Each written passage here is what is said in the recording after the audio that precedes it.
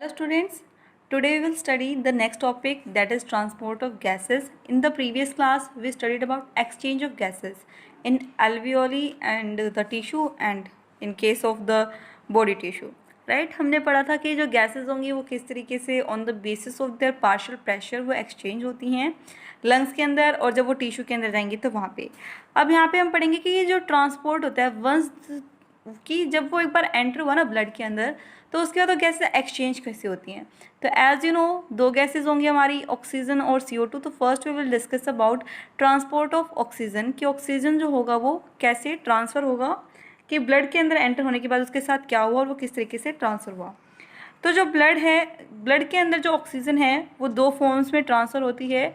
एक तो सॉल्यूशन की फॉर्म में, दैट मीन्स कि वो प्लाज्मा के साथ कंबाइन होगा और फिर ट्रांसफ़र होगा।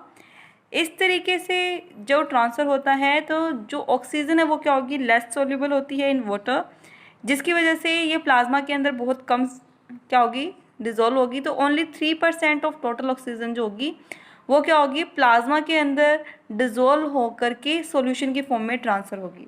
ठीक है, कितनी होगी, सिर्फ और सिर्फ 3% जो होगा वो प्लाज्मा के साथ कंबाइन होकर के एक सॉल्यूशन फॉर्म करेगी और वो क्या होगी, फिर ट्रांसफ़र होगी further on.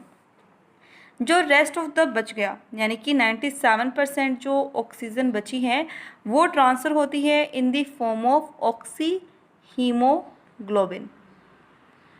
Now let's understand कि ऑक्सी हीमोग्लोबिन क्या है और इस फॉर्म में जो गैसेस ट्रांसपोर्ट होगा, how it occurs. As you know in our blood में भी जो हमारी RBCs होती हैं, they contain a pigment, red colour pigment होता है इसके अंदर, that is known as haemoglobin, right. This haemoglobin contains Fe2 positive ion. इसके पास क्या होता है, Fe2 पॉजिटिव आयन होता है। ये जो आयन होगा ये क्या कर सकता है, ऑक्सीजन को कंबाइन करता है अपने साथ, यानी कि जो आयरन मॉलिक्यूल है इसके साथ ये जो ऑक्सीजन होगी it will bind loosely with this iron and form oxy haemoglobin. तो यहाँ पे क्या हुआ, जो हीमोग्लोबिन था it will combine with the oxygen and result in the formation of oxy haemoglobin. This oxy haemoglobin is a temporary molecule जो कि form होता है और फिर ये क्या होगा, जैसे ही टिश्यू के अंदर पहुंचेगा तो वहाँ जाके डिसोशिएट हो जाता है और वापस से क्या होगा, हीमोग्लोबिन और ऑक्सीजन को रिलीज़ करेगा। Now here you have to understand that कि जो एक हीमोग्लोबिन का मॉलिक्यूल है हमारा, एक हीमोग्लोबिन के अंदर टोटल कितने molecules of this F positive iron के जो 4 मॉलिक्यूल होंगे, यहाँ पे कितने होंगे, टोटल 4 मॉलिक्यूल होंगे। तो एक के साथ एक कंबाइन हो रहा था, राइट। तो यहाँ पे कितने मॉलिक्यूल्स के साथ ये कंबाइन होगा, यानी कि Hb4 लिखेंगे हम, तो इस केस में क्या बन गया, Hb4 और ऑक्सीजन 8। ठीक है, 2 ऑक्सीजन मॉलिक्यूल हैं या 4 है, तो मतलब इस तरीके से कितना हो गया, ये हमारा Hb4 एंड ऑक्सीजन 8, ये कॉम्प्लेक्स फॉर्म हुआ है। Simply you have to remember that कि जो एक आयरन था वो एक के साथ कंबाइन हो रहा था, ठीक है, और इसके साथ साथ जो O2 होगा उसके साथ कंबाइन हो रहा था। अब हमारे पास टोटल कितने आयरन है, यहाँ पे 4 है, तो 4 दूनी 8 हो गया, तो ये 8 मॉलिक्यूल यहाँ पे हो गए। अब देखो जो हीमोग्लोबिन है वो क्या है, एक मॉलिक्यूल है जिसके पास प्रॉपर्टी होती है कि ये क्या करता है, ऑक्सीजन को कंबाइन करने में हेल्प करेगा। अब यहाँ पे आपके आ जाती है कर्व, जो कि क्या होगी, शो करती है कि जो ऑक्सीजन है हमारा वो किस तरीके से इसमें क्या होगा, ट्रांसफ़र होगा। This curve is known as oxygen haemoglobin dissociation curve, कि मतलब जो ऑक्सीजन और हीमोग्लोबिन कंबाइन कब होते हैं और ये क्या होंगे, वहाँ से अलग अलग कब होंगे। तो ये जो कर्व होती है ये हमारी क्या होती है, सिग्मोइड इन शेप होती है, तो इसे हम सिग्मोइड कर्व भी कहेंगे, यानी इस तरीके से क्या होगी, ये अकर करेगी। यहाँ पे हम क्या करेंगे, इस जो हमारी ये एक्स एक्सिस है एंड दिस इज और वाई एक्सिस, एक्स एक्सिस के ऊपर हम शो करते हैं gaseous pressure of the oxygen, यानी कि जो पार्शियल प्रेशर है ऑक्सीजन का mmHg मरकरी के अंदर इसको शो करेंगे। तो यहाँ पे let's say here is 20, here is 40, then 60, फिर 80 और फिर क्या होगा 100। तो जब ये 100 पे इसका पार्शियल प्रेशर रीच करता है, किसका, ऑक्सीजन का, जो कि कहाँ होता है, हमारे लंग्स के अंदर। हमने पढ़ा था ना लास्ट क्लास के अंदर कि जब हमारा लंग्स के पास होगा एयर, तो वहाँ पे कितना होता है इसका अंदर 104 होता है, राइट। जो partial pressure of O2 inside the alveoli था वो कितना था हमारा 104 mmHg था। तो जब ये इतना पार्शियल प्रेशर होगा एट दैट प्लेस क्या होगा, जो हमारा यहाँ पे मैक्सिमम सैचुरेशन टेक प्लेस करेगा, यानी कि जितने भी मॉलिक्यूल्स होंगे हीमोग्लोबिन के वो सब क्या होंगे यहाँ पे कंबाइन हो जाएंगे। तो यानी कि यहाँ पे क्या होगा, ऑक्सीजनेटेड जो ब्लड होता है वो हमारा यहाँ से क्या कर जाता है, फिर लीव करता है, किसके पास जाएगा, फिर ये टिश्यू के पास जाएगा। ये जो प्रोसेस होती है जब जो ऑक्सीजन है और हीमोग्लोबिन कंबाइन होता है तो इस प्रोसेस को हम ऑक्सीजनेशन बोलेंगे। मैक्सिमम कब होगा, जब जो पार्शियल प्रेशर है वो हमारा क्या है, मैक्सिमम है।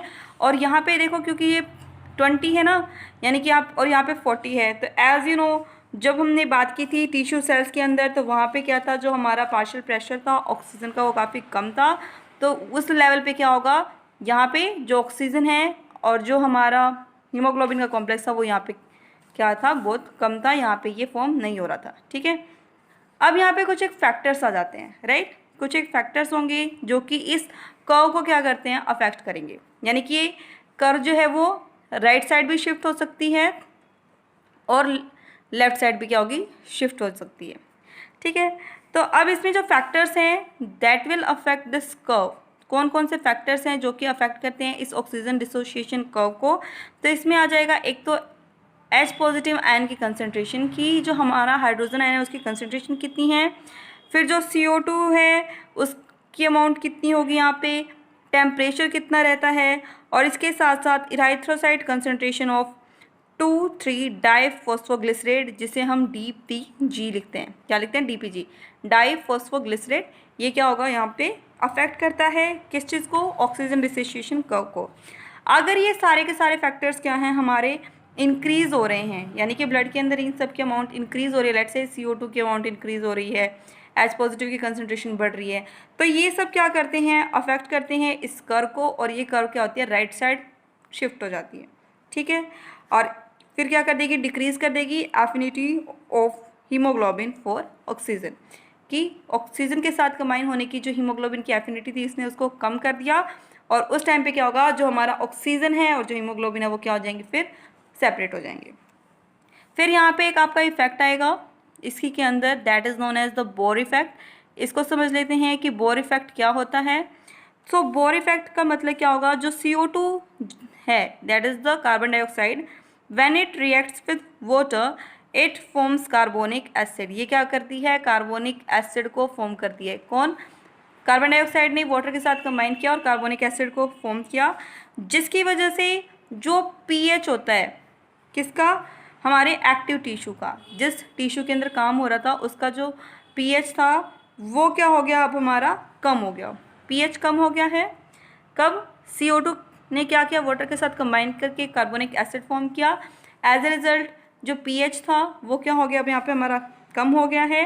इसकी वजह से क्या होगा, ये ऑक्सी हीमोग्लोबिन जो है वो क्या करेगा, मोर ऑक्सीजन रिलीज करता है टिश्यू के अंदर।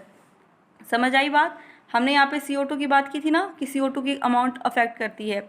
जब जो ब्लड है वो टिश्यू के अंदर आ गया, दिस इज़ द टिश्यू, यहाँ से जो ब्लड है वो हमारा एंटर हुआ।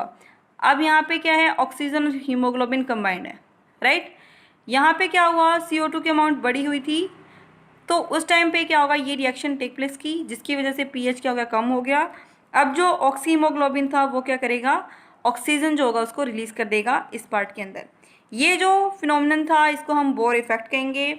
बोर इफेक्ट की वजह से ही क्या होगा, जो क्रूशियल रोल करता है किसमें, ऑक्सीजनेशन ऑफ द ब्लड के अंदर, लंग्स की में, ठीक है। लंग्स के अंदर जो ऑक्सीजनेशन की प्रोसेस हुई, oxygenation as I told you, ये वाली प्रोसेस, तो इस प्रोसेस को क्या करता है ये वहाँ पे लंग्स के अंदर करवाएगा, क्योंकि वहाँ पे क्या होगा, फिर रिवर्स हो जाएगी प्रोसेस। और जब टिश्यू के अंदर पहुँचेगा तो वहाँ पे क्या करेगा, डिसोसिएशन करवाएगा कि ऑक्सीजन और हीमोग्लोबिन अलग अलग हो जाए, क्योंकि ऑक्सीजन की रिक्वायरमेंट कहाँ थी, यहाँ पे टिश्यू के अंदर थी। Now from a tissue capillary bed deoxygenated blood enter the veins as venous blood. फिर उसके बाद क्या होगा, जो ब्लड है वो वीनस ब्लड के तरीके से एंटर कर जाएगा। Now next process is transport of the CO2। CO2 का जो ट्रांसफ़र है उसको समझते हैं, ये किस तरीके से टेक प्लेस करेगा। तो CO2 3 फॉर्म्स में क्या होती है, ट्रांसफ़र होती है। First is the physical solution, यानी कि डिजॉल्व फॉर्म में। second is in the form of bicarbonate ions, and third is the carbamino haemoglobin. अब जो ऑक्सीजन थी वो ज़्यादातर किस फॉर्म में ट्रांसफर हो रही थी, ऑक्सीमोग्लोबिन की फॉर्म में हो रही थी, और जो CO2 है वो मोस्टली किस फॉर्म में ट्रांसफ़र होता है, इस बाइकार्बोनेट आयन की फॉर्म में क्या होगा, ये ट्रांसफ़र होगा। तो चलो अब इनको देखते हैं कि किस तरीके से होगा। First is the physical solution. Physical solution यानी कि डिज़ोल्व फॉर्म के अंदर ये कितने परसेंट होता है, 7%। ओनली 7% जो होगा वो डिज़ोल्व फॉर्म में होगा। फिर उसके बाद 70% ये किस फॉर्म में होता है, बाइकार्बोनेट आयन की फॉर्म में होता है। और फिर जो रेस्ट ऑफ द बच गया दैट इज़ द 23%, वो किस फॉर्म में होगा, कार्बोअमीनो हीमोग्लोबिन की फॉर्म में ट्रांसफ़र होता है। अब हम समझते हैं बाइकार्बोनेट आयन की फॉर्म में ये किस तरीके से ट्रांसफ़र होगा।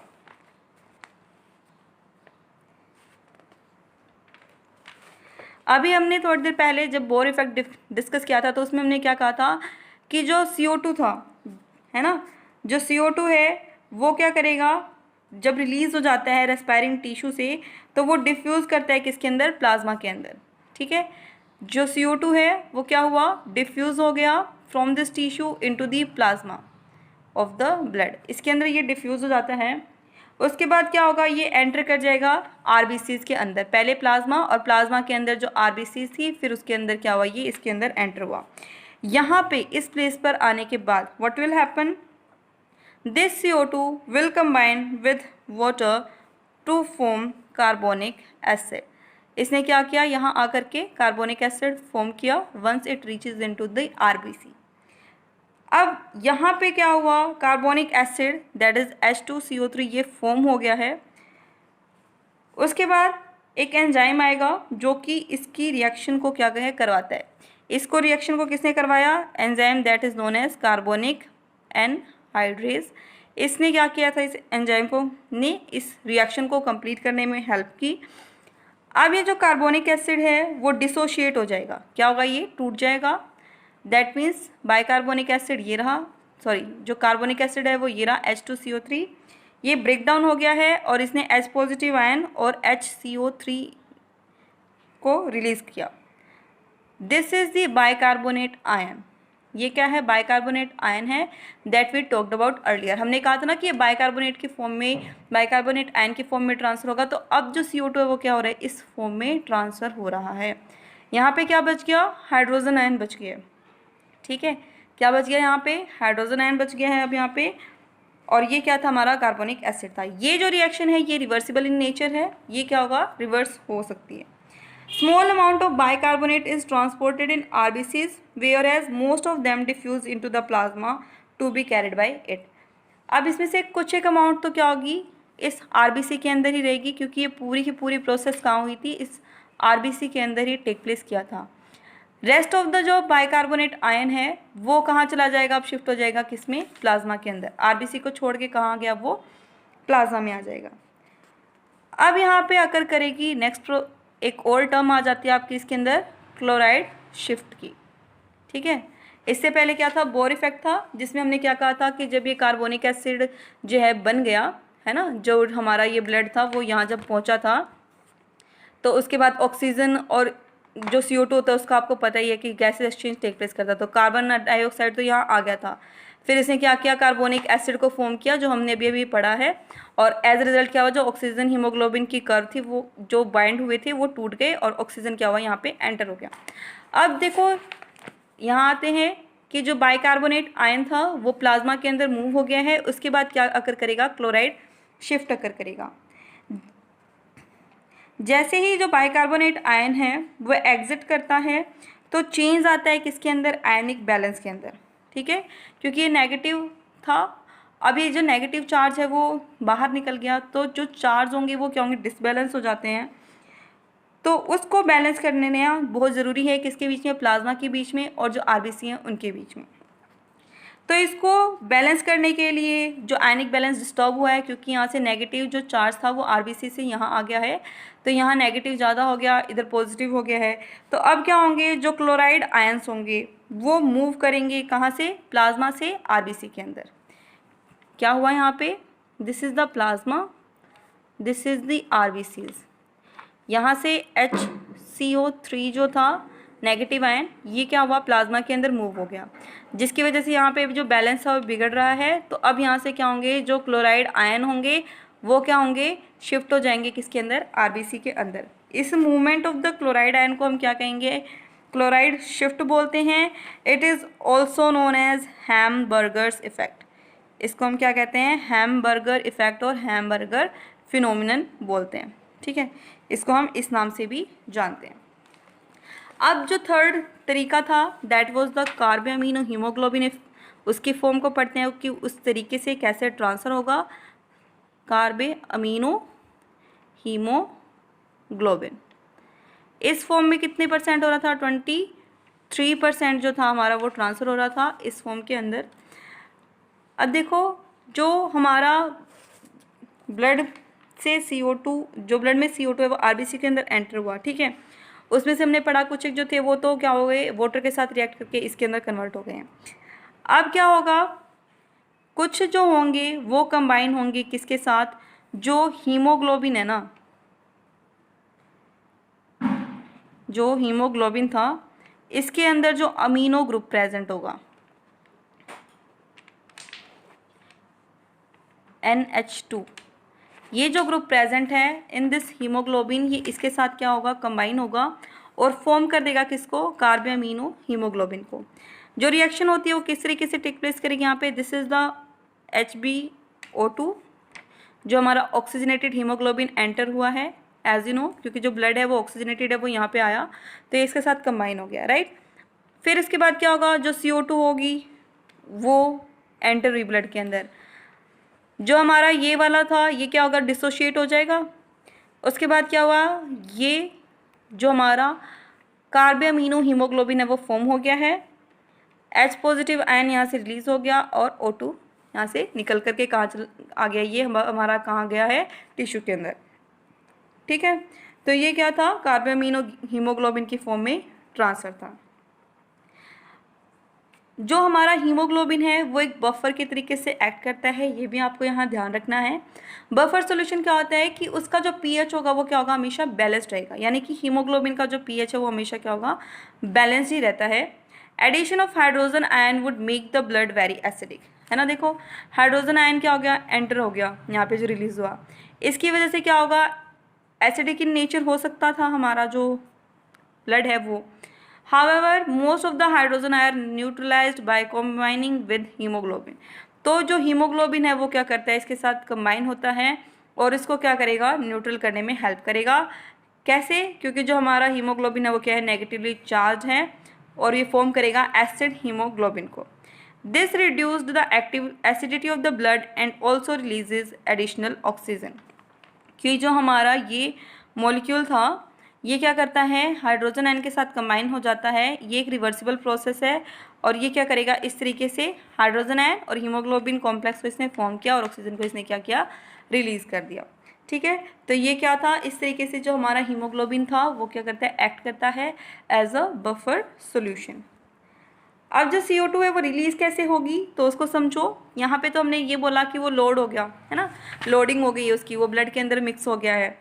उसके बाद जैसे ही जो हमारा ये वीनस ब्लड है जो कि लोडेड है CO2 के साथ, वो जो टिश्यू जब रीच करता है लंग्स के अंदर, ठीक है, तो यहाँ पे ऑक्सीजनेशन होगी as you know. Its oxygenation helps in release of the CO2 from it and this CO2 is eliminated from the lungs during expiration. और फिर क्या होगा, जो एक्सपिरेशन की प्रोसेस होगी उसमें क्या होगा, जो CO2 होगा वो बॉडी से बाहर चला जाएगा। Now binding of the oxygen with hemoglobin tend to displace carbon dioxide from the blood. ये क्या है, हमारा एक और इफेक्ट है, that is the Haldane effect. उसको समझते हैं ये किस तरीके से टेक प्लेस करेगा। तो जो ऑक्सीजन हमारी बाइंड करती है हीमोग्लोबिन के साथ, तो उसकी वजह से क्या होगा, जो CO2 बाइंड हुआ था यहाँ पे वो क्या होगा, यहाँ से हट जाएगा, राइट। ये जो फिनोमिनन होता है इसको हम क्या कहते हैं, हाल्डन इफेक्ट कहेंगे। कि जब ऑक्सीजन क्या करेगी, इसके साथ बाइंड करेगी, क्योंकि ये रिवर्सिबल प्रोसेस है, तो ऑक्सीजन जब बाइंड करेगी लंग्स के अंदर तो वहाँ पे जो CO2 होगा वो यहाँ से हट जाएगा, ये हाल्डन इफेक्ट होगा। इसकी वजह से क्या होगा, it will result in the simple fact that combination of oxygen with haemoglobin cause it to become a strong acid which in turn displace CO2 from the blood. इसकी वजह से क्या हुआ, जो हमारा ऑक्सीजन था वो क्या हुआ, जब कंबाइन हो गया है इस हीमोग्लोबिन के साथ तो ये एक स्ट्रॉन्ग एसिड को फॉर्म करता है जो कि इस CO2 को क्या करता है, यहाँ से हटा देगा। जो CO2 यहाँ बना है इस CO2 को इसने क्या किया, यहाँ से हटा दिया। ठीक है, हाल्डन इफेक्ट जो है ये बहुत इंपॉर्टेंट रोल प्ले करेगा किस चीज़ में, in promoting the CO2 transport then in a Bohr effect in promoting oxygen transfer. जो हमने बोर इफेक्ट पढ़ा था इससे जस्ट थोड़ी देर पहले, यहाँ पे इस बोर इफेक्ट के अंदर हमने बात की थी ऑक्सीजन ट्रांसफर की, राइट, कि ऑक्सीजन ट्रांसफर में हेल्प करता है। जो हाल्डन इफेक्ट था वो हमारा किस चीज़ में हेल्प कर रहा है, CO2 के ट्रांसपोर्ट में हेल्प करेगा। जो CO2 है वो क्या है, लेस सोल्यूबल होती है एट्रियल ब्लड के अंदर, यानी कि जो आर्टरी के अंदर ब्लड होगा उसमें, as compared to that of the venous blood. क्योंकि एज यू नो वेन्स के अंदर जो ब्लड होगा वो क्या होगा, डीऑक्सीजनेटेड होगा, तो उसके कंपैरिजन में वहाँ पे क्या होगा, सोल्युबिलिटी इसकी ज़्यादा होती है एज कम्पेयर टू जो आर्टरी के अंदर होगा वहाँ पे। कुछ एक जो CO2 होगी वो क्या होगी, डिफ्यूज हो जाती है from the blood plasma to the lungs capillary into the lung alveoli. तो वहाँ पे क्या होगा, जो एल्वियोली होगा उसके अंदर जो CO2 होगी वो क्या करेगी, एंटर कर जाएगी। अब जो ऑक्सी हीमोग्लोबिन है वो स्ट्रॉन्ग एसिड है as compared to deoxyhaemoglobin के, यानी कि जब हीमोग्लोबिन ने उसको रिलीज कर दिया ऑक्सीजन के, उसके कंपैरिजन में जो ऑक्सी हीमोग्लोबिन है जिसके ऊपर जो हीमोग्लोबिन के साथ ऑक्सीजन कंबाइंड है, ये क्या होगा, एक स्ट्रॉन्ग एसिड होगा। क्या होगा, ये एक स्ट्रॉन्ग एसिड होता है। ठीक है, ये डोनेट करता है हाइड्रोजन आयन को, तो ये क्योंकि एसिड है, एसिड एज यू नो क्या रिलीज करता है, हाइड्रोजन आयन को। तो ये जो HbO2 था इसने क्या किया, हीमोग्लोबिन को रिलीज किया। ये क्या होगा, कंबाइन हो जाएगा किसके साथ, ये जो बाइकार्बोनेट आयन फॉर्म हुआ। अब देखो ये बाइकार्बोनेट आयन जब फॉर्म हुआ तो यहाँ पे हाइड्रोजन आयन रिलीज किया था ना इसने, और यहाँ पे जो हमारा ऑक्सी हीमोग्लोबिन है इसने क्या किया, हाइड्रोजन आयन दे दिया। तो ये जो हमारा बाइकार्बोनेट आयन था क्या हुआ, यहाँ पे ये इसके साथ कंबाइन हो रहा है ना। अब समझ आई बात, यहाँ पे ये इसको रिलीज करके ही बाइकार्बोनेट आयन के अंदर फॉर्म हुआ था कार्बोनिक एसिड से, राइट। और लंग्स के अंदर आने के बाद क्या हो रहा है, जब ये ऑक्सी हीमोग्लोबिन बना तो इसने क्या किया, H पॉजिटिव आयन रिलीज किया, that will combine with this bicarbonate ion. ये क्या हुआ, इस बाइकार्बोनेट आयन के साथ कंबाइन हो गया। ठीक है, अब ये रिवर्सिबल प्रोसेस थी तो ये रिवर्स डायरेक्शन में टेक प्लेस करेगी। जब ये इसके साथ कंबाइन हुआ तो देखो क्या बनेगा, यहाँ पे क्या था, ये हमारा कार्बोनिक एसिड था, तो यानी कि अब ये किस चीज़ में कन्वर्ट हो जाएगा, H2CO3, that is our carbonic acid. ये इसके साथ क्या हुआ, अब इसके अंदर ये कन्वर्ट हो चुका है। और फिर उसके बाद क्या होगा, जो हमारा कार्बोनिक एनहाइड्रेज एंजाइम यहाँ एक्ट कर रहा था, सेम एंजाइम जो होगा वो यहाँ पे भी एक्ट करेगा और ये इसको वापस से कन्वर्ट कर देगा किसके अंदर, H2O+CO2। ठीक है, इसने क्या किया, इसको H2O+CO2 के अंदर बना दिया। अब ये जो CO2 होगा वो कहाँ चला जाएगा, इन दी एल्वियोली, और एल्वियोली से कहाँ चला जाएगा, ये बाहर की एयर के अंदर। तो ये क्या हुआ, ऑक्सीजन सॉरी जो CO2 है उसका ट्रांसफ़र हो गया। जो हाई पार्शियल प्रेशर था ऑक्सीजन का पुल्मोनरी कैपिलरी के अंदर, due to oxygenation of haemoglobin favour separation of carbon dioxide from carbamino haemoglobin. और ये जो कार्बोएमिनो हीमोग्लोबिन वाला था इसको डिसोशिएट करने में कौन हेल्प कर रहा है, जो पार्शियल प्रेशर है ऑक्सीजन का वो। तो ये क्या था, हमारा गैसेस जो ट्रांसफर था वो पढ़ा हमने कि किस तरीके से ट्रांसफ़र होता है। अब देखो जो फिटस होगा, जो कि आपको पता है कि जब बेबी डेवलप होने वाला होता है उससे मतलब जब गैस्टेशन पीरियड होगा तो उस टाइम पे वो फिटस की फॉर्म में होता है, तो उसका जो हीमोग्लोबिन होगा ना, उसका जो एफिनिटी रहता है ऑक्सीजन को कैरी करने का वो बहुत ज़्यादा फास्ट होता है, बहुत ज़्यादा होता है as compared to that of the mother. इसकी वजह से जो फिटल हीमोग्लोबिन होगा वो क्या करेगा, ऑक्सीजन को बहुत जल्दी ग्रेस्प कर लेता है, भले ही ऑक्सीजन के अमाउंट क्या हो, कम हो मैटरनल ब्लड के अंदर। अगर जो फिटल और मैटरनल ब्लड लेट सपोज दोनों के दोनों का हीमोग्लोबिन जो था उसकी एफिनिटी क्या थी, सेम थी, तो उस केस में ये भी हो सकता था कि जो फिटस है उसको प्रॉपर अमाउंट में ऑक्सीजन नहीं मिली और वो क्या होगा, डेड हो सकता है, राइट। तो इस चीज़ को अवॉइड करने के लिए जो फिटल हीमोग्लोबिन होता है उसकी एफिनिटी बहुत ज़्यादा होती है to bind with the oxygen.